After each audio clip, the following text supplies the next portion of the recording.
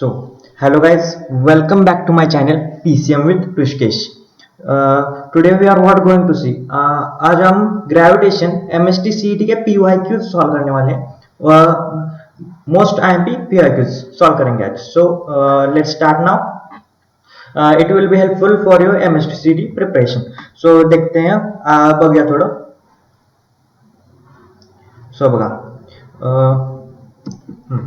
The ratio of acceleration due to gravity at a height of 3r above the Earth's surface to the acceleration due to gravity on the surface of Earth is. काय विचारलंय तुम्हाला? म्हणजे क्या पूछा है? Ratio काढायचा आपल्याला. At g dash म्हणजेच at height 3h from the surface of Earth. समजा this is the surface of Earth. हे ज्या किती हाईट वर आहे? 3r या हाईट वर आहे. जे काही ऑब्जेक्ट आहे तो 3r या हाईट वर आहे. त्याचा रेशो काढायचा आहे ऍट सरफेस वर जो जी बरोबर रेशो काढायचा. Acceleration due to gravity at 3r to the ratio at surface असं काढायचं ऍक्सेलरेशन ड्यू टू ग्रॅव्हिटीचा. तर बघूया. बघा म्हणजेच त्याला कन्सिडर करावं आपण G dash at height h is equal to at h that is 3r म्हणजेच gm upon r plus h m upon r plus h square आणि ऍट सरफेस काय येणार? हे g डॅश म्हणजेच ऍट हाईट 3r आहे आणि g म्हणजेच is equal to gm upon r square. m upon r square. मग रेशो कशाचे काढायचे? At height 3r to surface म्हणजेच g डॅश अपॉन g काढायचं. g dash upon g is equal to काय येणार? gm upon r plus h square to what gm upon r square. म्हणजेच काय राहिलं फक्त बघा gm तर कॅन्सल झालेलं आहे म्हणजे r plus h square denominator मध्ये म्हणजेच r square upon r plus h square r plus h square. This is our ratio. आता व्हॅल्यू पुटअप करूया आणि मेन आन्सर काढूया. बघा नेक्स्ट पेज वर घेऊया. आपला रेशो काय आलता? जी डॅश अपॉन जी चा. जी dash upon G is equal to r square upon r plus h square.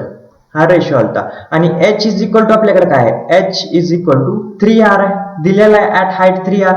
h is equal to 3r आहे. मग हे त्यात पुटअप करूया. Equal to r square upon r plus 3r whole square. 3r plus r that is 4r. 4r चा whole square म्हणजे 16r square equal to r square upon 16r square.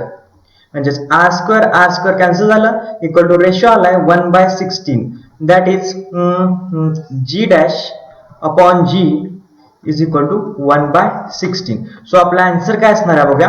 Option number C. Option C is correct.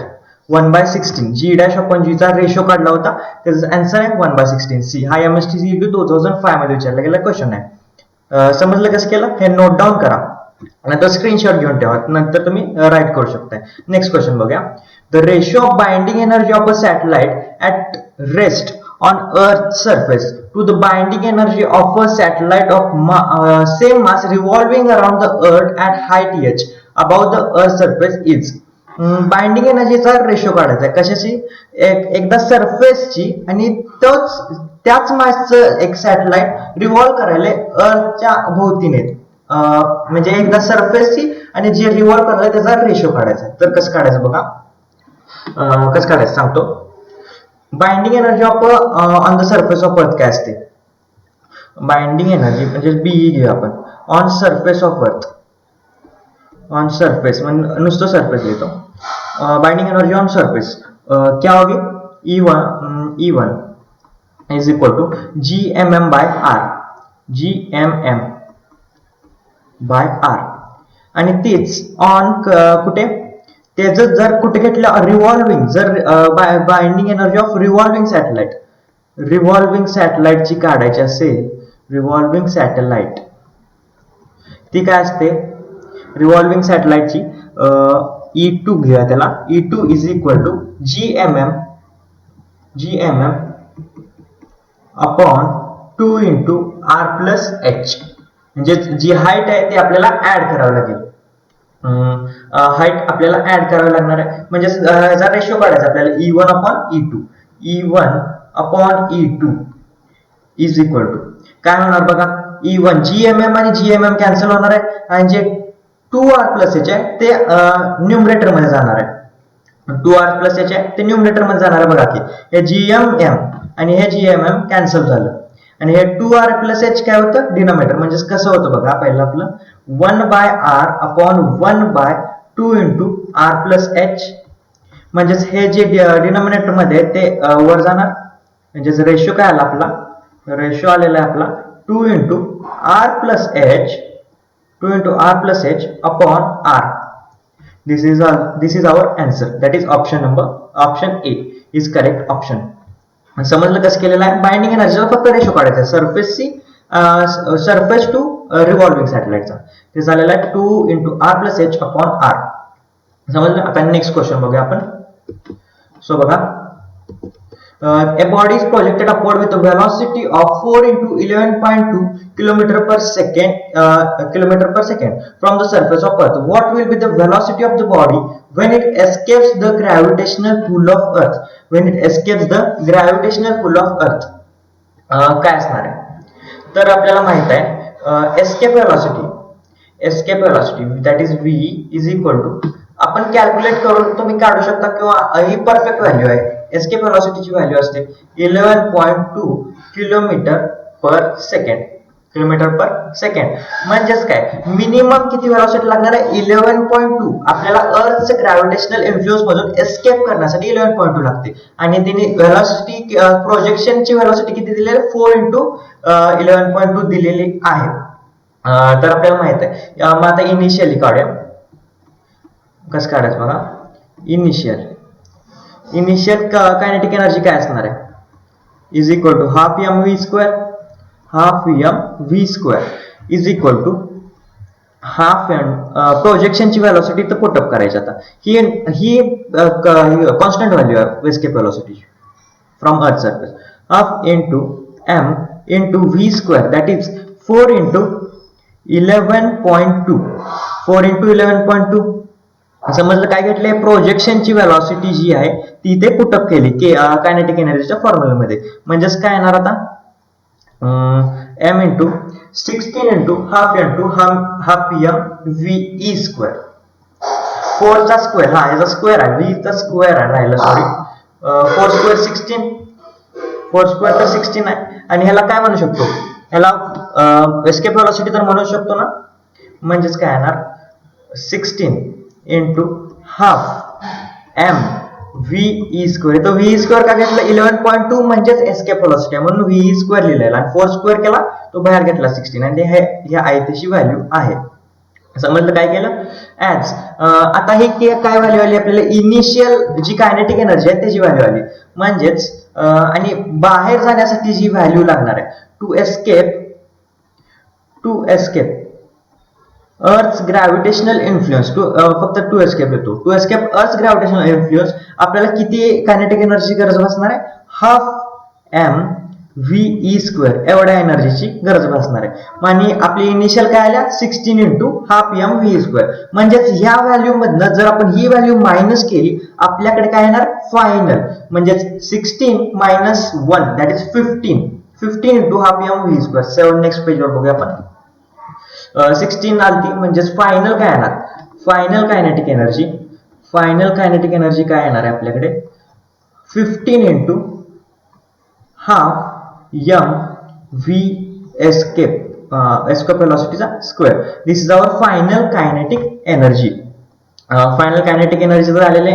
मग आता ह्याला compare करूया. आपल्याला काय काढायचं आहे नक्की, आउटसाइड किती व्हेलॉसिटीनं तो बाहेर नंतर फिरत राहणार आहे, एस्केप झाल्यानंतर किती व्हेलॉसिटी असणार आहे त्या ऑब्जेक्टची, असं आपल्याला काढायचं आहे. त्याला कन्सिडर काय करूया आपण, व्ही डॅश करूया. V dash be the velocity after escaping earth gravitational influence.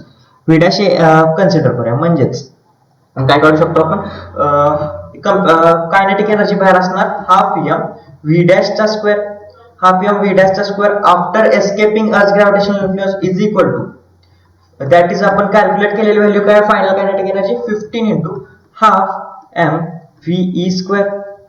म्हणजे आपल्याला व्हॅल्यू कशी काढायची व्ही डॅशची, क्वेश्चन मध्ये विचारल्याप्रमाणे.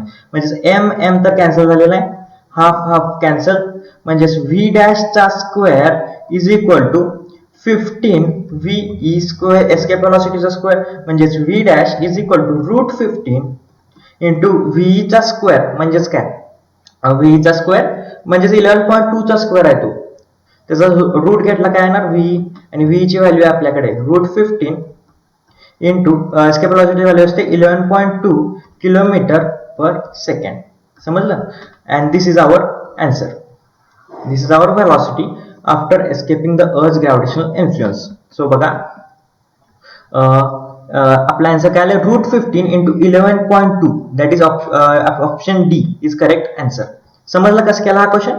पहिला कायनेटिक एनर्जी काढली आपण, इनिशियल आणि फायनल काढली आणि ती कम्पेअर केली, जी की दिलेल्या व्हेलॉसिटी बरोबर कम्पेअर केली, म्हणजेच असं काढलेलं आहे, दॅट इज व्ही डॅश.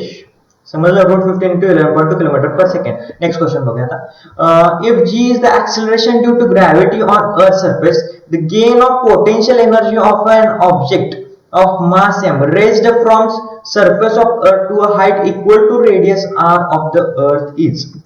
काय काढायचं आपल्याला, काही काढायचं. If g is the acceleration due to gravity, the gain in potential energy काढायचं. गेन किती काढलाय, पोटेन्शियल एनर्जी मध्ये गेन आहे तो, त्याची व्हॅल्यू आपल्याला काढायची आहे. सो बघा काढूया आपण. पी ऍट सरफेस म्हणजे पोटेन्शियल एनर्जी ऍट सरफेस म्हणजे सरफेस ऑफ अर्थ काय असणार आहे, at surface, that is u1 consider करा. u1 is equal to minus gmm by r, minus gmm by r. समजलं. this will be our first statement. आणि next काय करूया, p at height h is equal to r दिलं त्याने, height equal to radius r म्हणजेच r असणार आहे height, then pe at height h is equal to r. हे जे काय येणार u2, याला u2 कन्सिडर करा, is equal to minus gmm upon r plus h. म्हणजेच इथं h काय r आहे, म्हणजेच gm आहे, h काय r आहे, म्हणजेच मायनस gmm बाय काय येणार, मायनस gmm अपॉन काय येणार आहे 2r येणार आहे. समजलं ना, minus gmm bye 2r is u1 आणि u2. आता नेक्स्ट पेज वर घेऊया. काय काढायचं आता, गेन कसा काढायचा सांगतो. That is delta U that is gain u2 minus u1. He value काढली की आपल्याला गेन येणार आहे. u2 ची व्हॅल्यू आपण काय काढलेली आहे बघा, u2 ची व्हॅल्यू काय काढली आपण, मायनस gmm बाय 2r म्हणजेच मायनस gmm बाय 2r. आणि u1 ची व्हॅल्यू काय आपल्याकडे, minus gmm by r, minus करायचा, मायनस मायनस प्लस होणार आहे, म्हणजेच निगेटिव्ह पॉझिटिव्ह होणार आहे, म्हणजेच इथं gmm बाय r. म्हणजेच याची कॅल्क्युलेट केल्यावर व्हॅल्यू पॉझिटिव्ह येते बघा. Half minus plus 1, minus half plus 1, that is positive half what gmm by r. समजलं. This is our delta u. आणि what we can write at gm is equal to gr square. We know g is equal to gm upon r square. Therefore gm is equal to gr square. We can write it as, therefore delta u, that is gain in potential energy, will be half gr square m upon r. just square ला खालचा r क्या denominator मधला r cancel, that is mgr upon 2. mgr upon 2 is the answer. Delta u, that is gain in potential energy, mgr upon 2 आलेलं आहे. That is option number C is the correct option. Option number C is correct. mgr by 2 or half mgr. C is option correct option. काल कसं केलेलं आहे, mgr याचा answer काय आलं, mgr upon 2, that is gain in potential energy. Gain in that is delta U. समजलं ना. So आता नेक्स्ट क्वेश्चन बघा काय, in a satellite if the time revolution is t, in a satellite, if time revolution is t, then the kinetic energy is proportional to.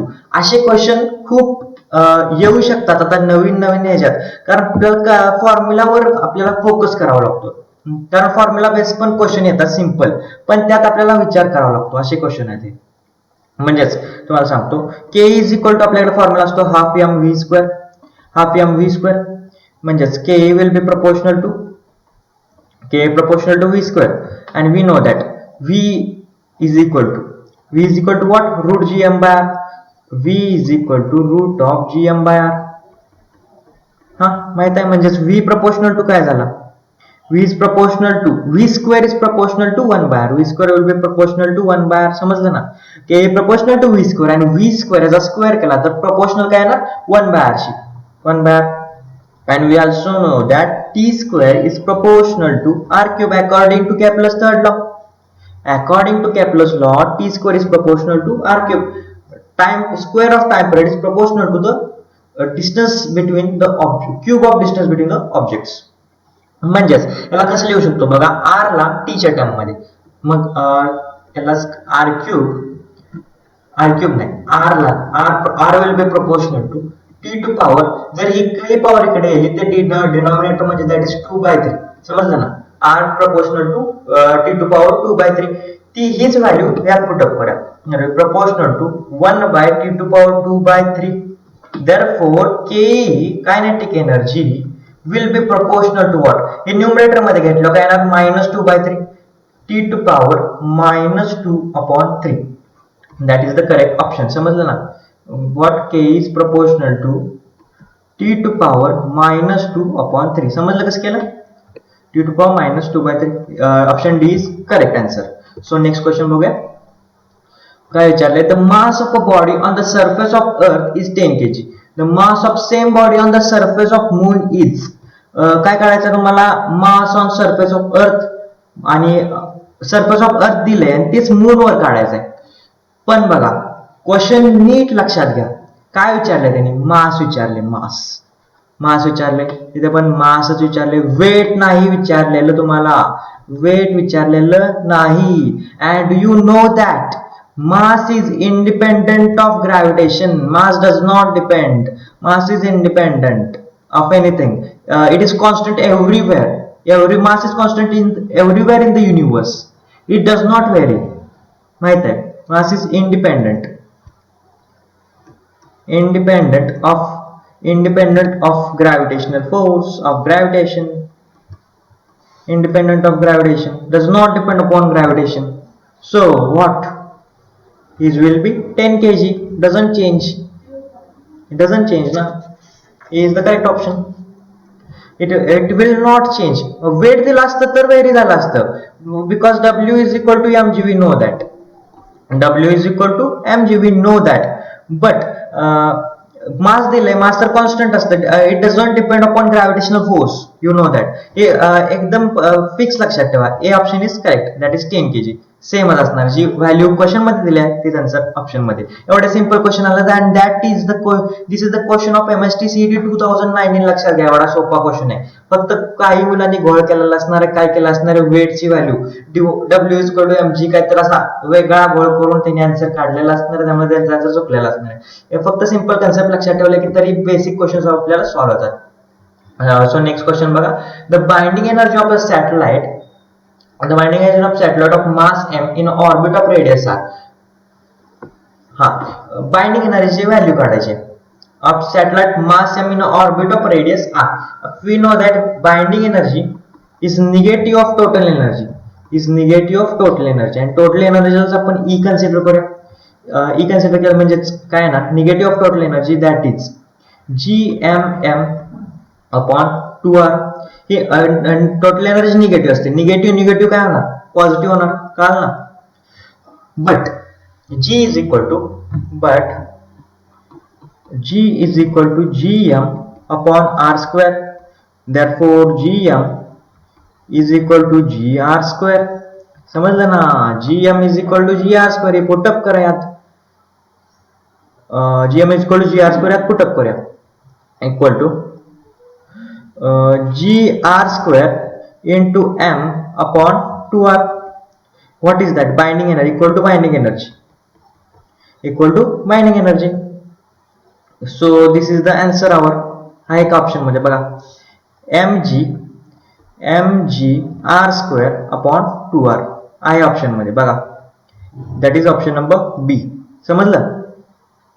Is the correct option. एवढा simple question आहे. फक्त काय विचारलं binding energy of satellite of mass in orbit of radius R म्हणजे फॉर्म्युलाच काढायचा होता. फक्त जरासं कन्वर्ट करून दिला त्यांनी थोडासा एकदम. फक्त काय केलं gm is equal to g R square put up केले. मला आन्सर मिळून जाईल. सो एवढे सिंपल क्वेश्चन येतात ते MSCD 2005 चा क्वेश्चन आहे. सो नेक्स्ट क्वेश्चन बघा.